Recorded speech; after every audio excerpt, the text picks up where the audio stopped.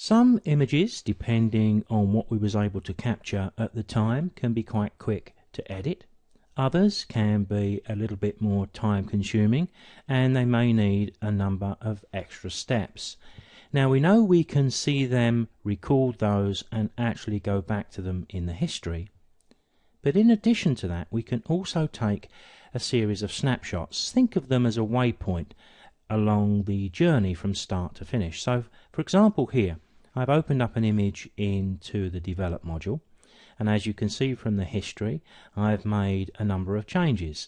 I've removed chromatic aberration, dealt with the lens profile issue, I've adjusted the white balance, clarity I've moved a couple of times, vibrance I've moved a couple of times. What I can do at this stage, because I'm going to move on and start looking at doing something with the sky perhaps, I can take a snapshot.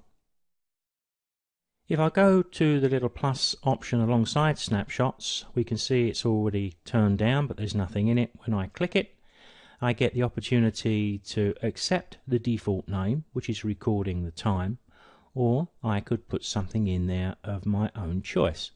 I think on this occasion I'm quite happy with the default, but we can overtype this with anything we like.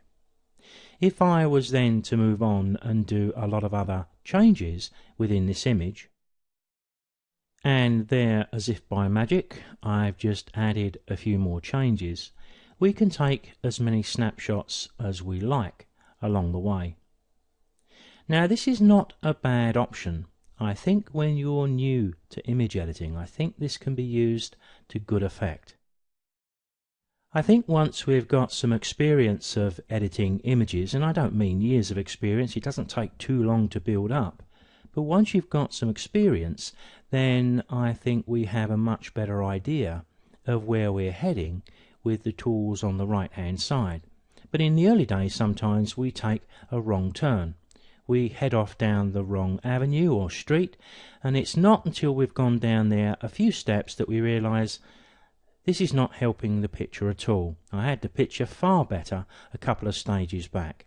Well, if we remember to take a snapshot every so often, then as you can see here, I can jump back to my previous snapshot and pick up from there, and once again we can record as many of these snapshots as we wish.